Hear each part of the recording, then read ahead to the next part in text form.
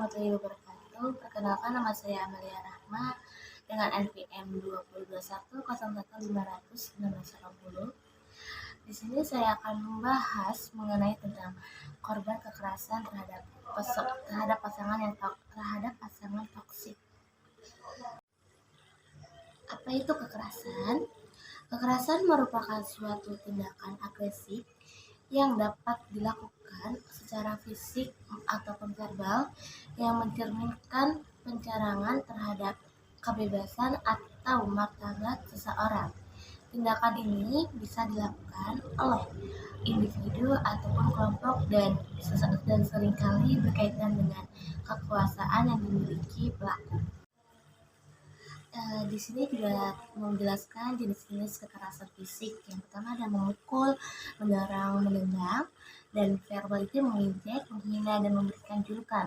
Untuk sosialnya mengecilkan, menyebarkan rumor. Untuk cyberbullying melalui media sosial ataupun platform online. Dampak-dampak kekerasan pada korban mengalami kecemasan, depresi, dan penurunan kepercayaan diri.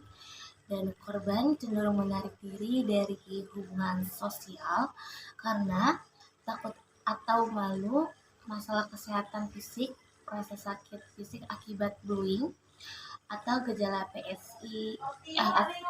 psikomatik, seperti sakit kepala dan insomnia. Tanda-tanda yang termasuk korban kekerasan ada cedera yang tidak masuk akal, seperti memar, luka, atau patah tulang yang tidak dapat dijelaskan dengan jelas, misalnya memar di area tubuh yang tidak biasa atau luka bakar. Perubahan pelaku. Yang kedua, anak yang mengalami kekerasan fisik sering menunjukkan perubahan perilaku drastis seperti menjadi lebih pendiam, agresif, atau menunjukkan ketakutan saat berada di lingkungan sekitar atau di dekat orang dewasa tertentu. Ketidakmampuan menjelaskan cedera.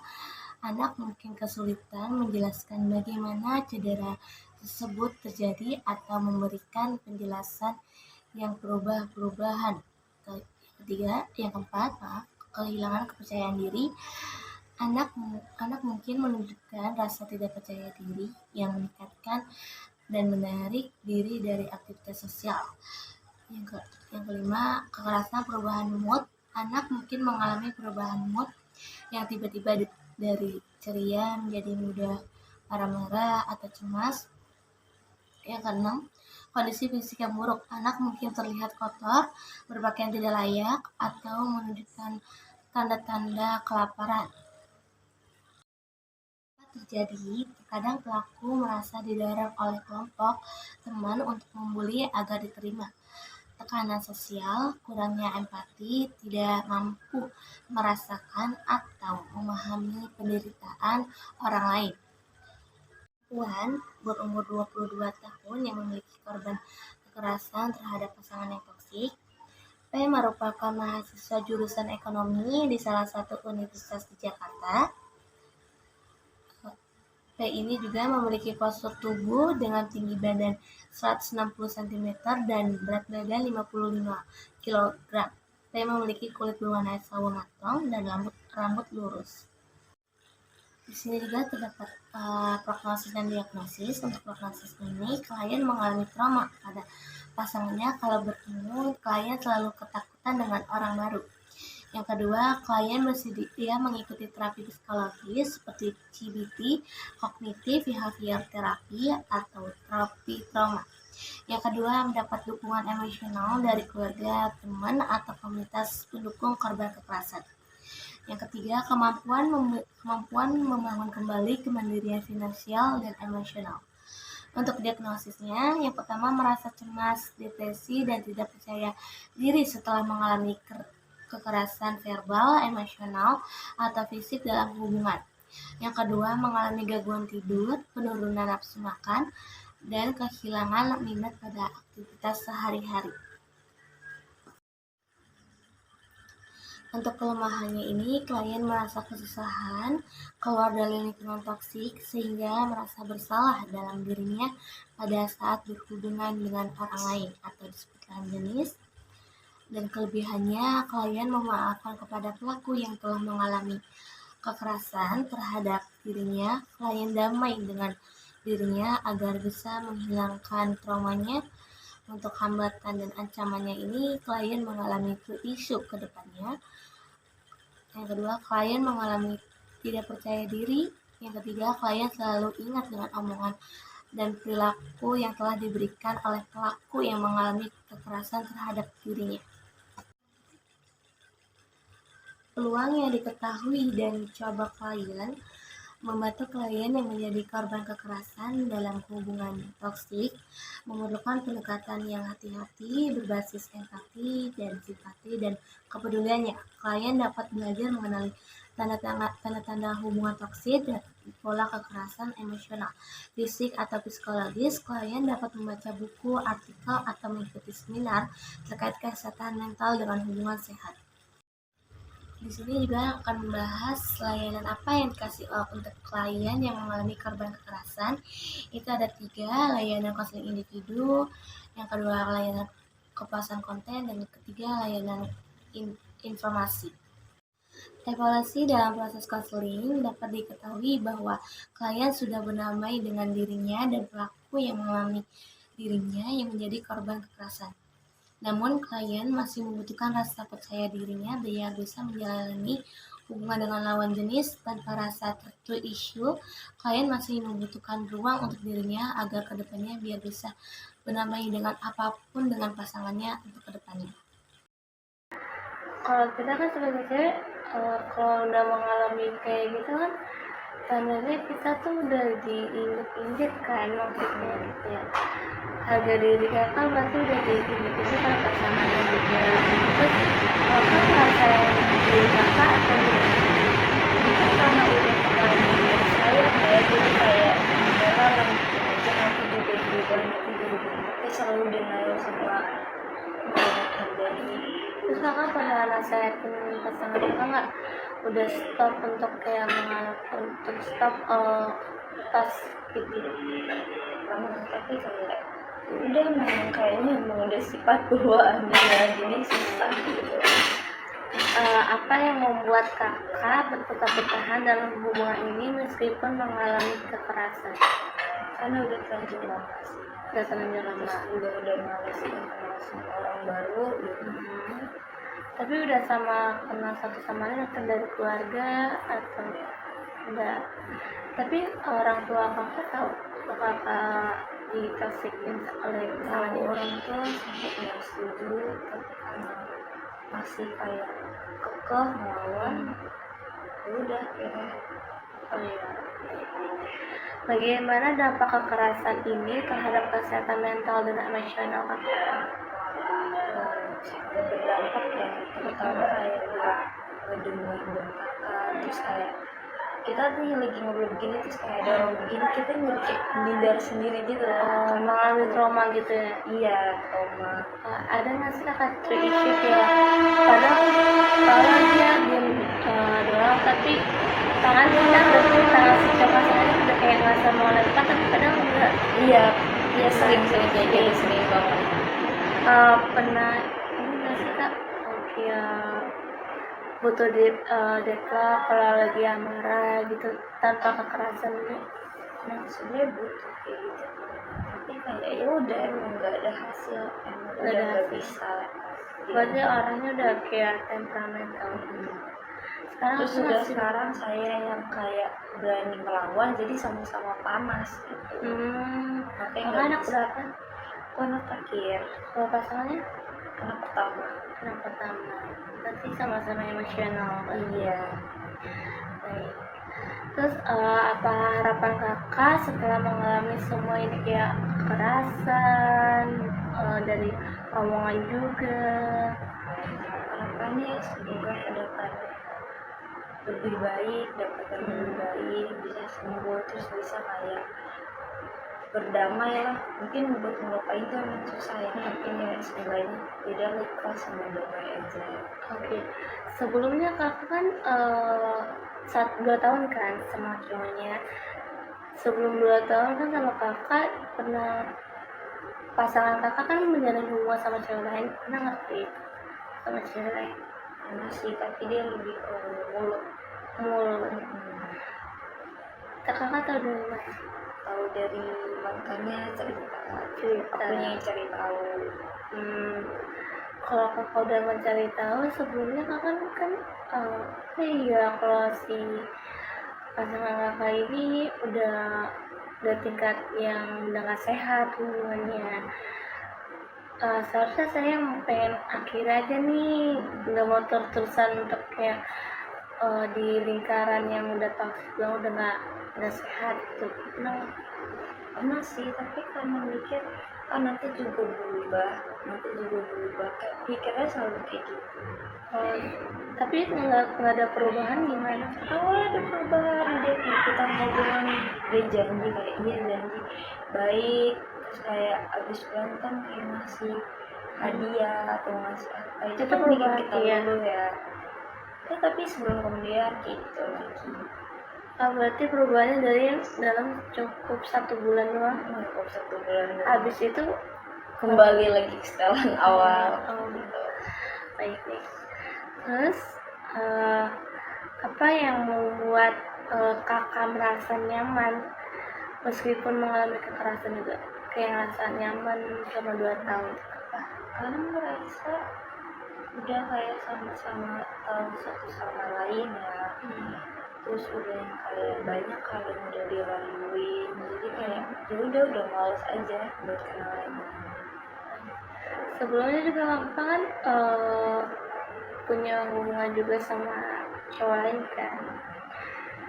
Ada perbandingan gak sih dari cowok yang dulu sama cowok yang sekarang? Perbandingannya treat yang kasar tuh emang lebih baik gitu. Makanya masih mau bertahan karena yang perlakuannya tuh kadang manis banget tapi kadang kayak kasar gitu.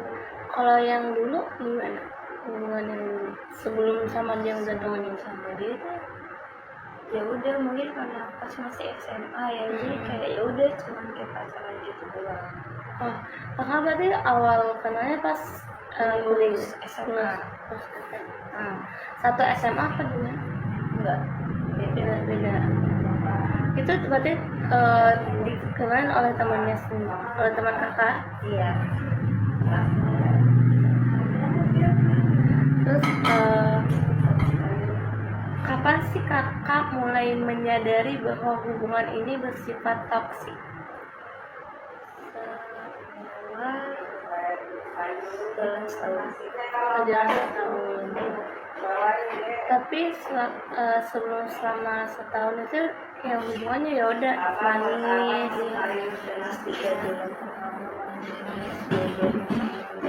Tapi pas setahun mungkin muncul konflik dari awal. Bisa konfliknya gimana? Jadi bohong, masalah uang lah, segala macam. Oke, ini masih seumuran apa? Iya, masih seumuran kan. Kalau hubungan seumuran pastinya ada yang lebih egois untuk karir, ada yang lebih egois pengen sama cowoknya terus. Gimana apa sih tanggapan kakak kalau pasangan kakak pengen kayak karir tapi nggak mau mikirin masa depan kayak hubungan kakak gitu? Ya kitanya juga harus gak bergantung dia ya, kita juga sadar kayak udahlah kita sambil ngejar aja yang kita masing-masing. Dia nggak merasa tergantung ke dia dan dia juga nggak merasa besar kepala kalau kita harus semua hidup kita tuh di dia. Berarti ya kakak nggak naruh harapan ke pasangannya. Berarti selama 2 tahun ada nggak sih kak kepikiran untuk saya mau nikah sama pasangan kakak, terus pokoknya pasangan sehidup semati lah, nggak mau berganti-ganti walaupun sifatnya agak kayak gitu ya. Pasti ada, tapi lama-lama kalau nggak bisa nih, nggak bisa. Terus kan mungkin kakak juga cerita ke teman-temannya kan, pasangan kakak udah kayak gini nih, kayak gini. Terus teman-teman kakak pada ceramahin kakak kayak putus aja, udah putus. Tapi gimana tuh kakak kenapa? masih yalah jalanin iya doang, tapi ntar luluh lagi sama rayu-rayuannya kayak gitu. Raya-rayanya kayak omongan berbentuk Ya omongannya terus ntar kayak mau apa terus gitulah. terus bentuk kekerasan apa saja yang pernah kakak alami selain kekerasan verbal, terus tadi fisik ataupun apa? Ini sih cuma kayak ancaman-ancaman gitu doang. Ancamannya gimana? Kayak selain tadi mau dibunuh, terus Keluarga lu udah begini ya, keluarga sampai keluarga tuh dibunuh. berarti dia aja udah nggak sehat juga kan? Pernah nggak sih kakak cerita ke orang tua?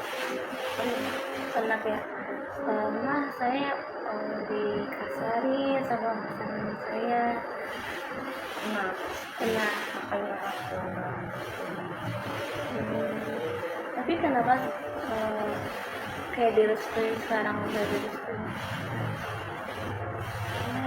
dia baik tuh sama kamu nggak bisa nih kan daripada banyak kan kasusnya istri di KDR Iya. ya daripada terjadi hal yang apa jadi kayak udah cari aja berguna. Terus kalau kan kakak kontakar nih kakak curhat juga ke orang tua kakak, terus pastinya lagi ada hubungan baik nih cowok kakak kan main ke rumah kakak. Nah tanggapan orang tua gimana? Misalnya pasangan kakak Ada nggak mau sih udah mau lihat udah nggak mau lihat. udah nggak mau lihat sama sekali. Terus tapi cara respon pasangan kakak gitu, Ya udah dia juga tahu ini salahnya dia di sini. minta maaf tapi ditolak gitu sama tua karena udah sakit hati ya walaupun memang saya juga kadang salah tapi nggak seharusnya gitu kok. berarti kedepannya kakak bakal standby di hubungan kakak atau Enggak berarti kayak mengikutin alur aja apa gue nggak bisa nih bakal gue putusin juga nih hubungan gue yang selama 2 tahun ini. milih putus aja sih kayak udahlah yakin aja semuanya kayak bakal baik-baik aja ke depannya bakal ada.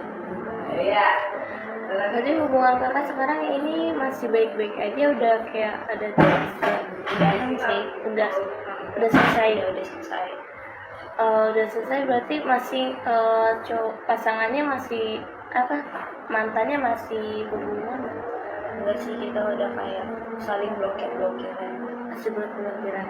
Pernah pengen ketemu nggak sih kayak kangen? Ada sih rasa kayak gitu tapi kayak keinget lagi gimana kalau diri kita diinjek-injek gitu sih. Baik. Kakak kalau kan sebelum putus nih kakak kan mengalami korban juga kan. Kakak mencari kesibukan nggak sih? Kesibukan selain kuliah ataupun nyari uang gitu kan? Kayak ada kesibukan ini yang ngebenerin kuliah yang ketinggalan terus kayak main ya lebih sering main untuk nggak memikirkan hal-hal yang begituan ya. iya. Terus apa yang mendorong kakak untuk tetap bertahan dalam hubungan yang ini selama 2 tahun? Mendorong Kayak apa ya nggak mau ganti orang lagi sih kayak udah lagi ya dari segi dia nge-treat kita tuh emang baik tapi mungkin sifatnya yang jelek lah gitu. pasangan kakak kerja nggak? Ya Kerja di bank. bank. Oke. Terus orang tua pasangannya tahu kalau anaknya kayak gitu? Dan orang tuanya juga ya kayak mungkin menormalisasikan kayak cuman yaudah minta maaf ya, minta maaf. Berarti itu hal biasa anaknya. Iya, dinormalisasiin sama orang tuanya, makanya anaknya jadi besar kepala. Tapi pernah nggak sih di walaupun kakak udah bilang tapi tetap disalahin kayak itu salah kamu ya tetap. Berarti udah kirim kakak buktinya dan video-videonya, terus orang tuanya kayak itu udah hal biasa gitu. Ya makanya kan kamu jangan ini jadi kayak syaratnya nggak boleh anaknya bukan kayak jadi pelemah tapi malah kayak nyalain kita Terus kakak respon kakak gitu. Ya udahlah, mungkin emang kayak udah emang keluarga nggak beres nih gitu kan, udahlah.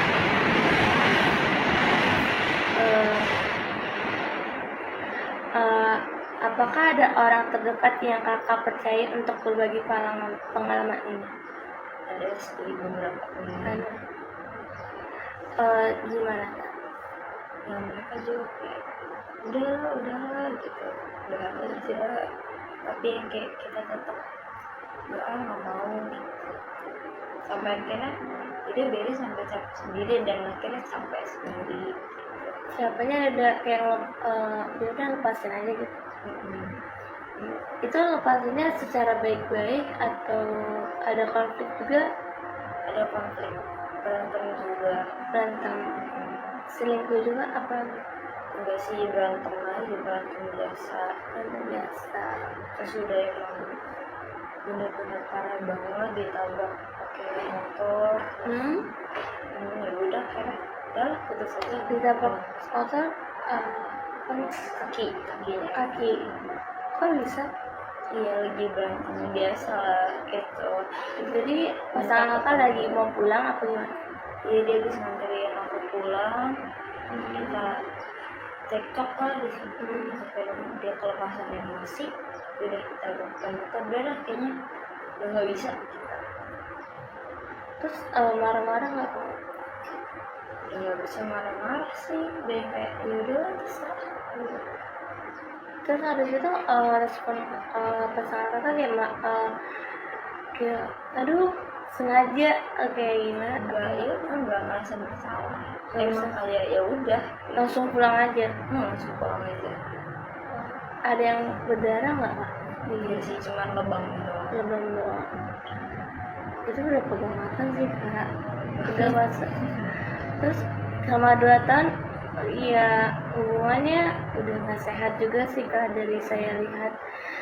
Pertama dari mulut, dari awalan emosi, dari melobui, terus kekerasan, terus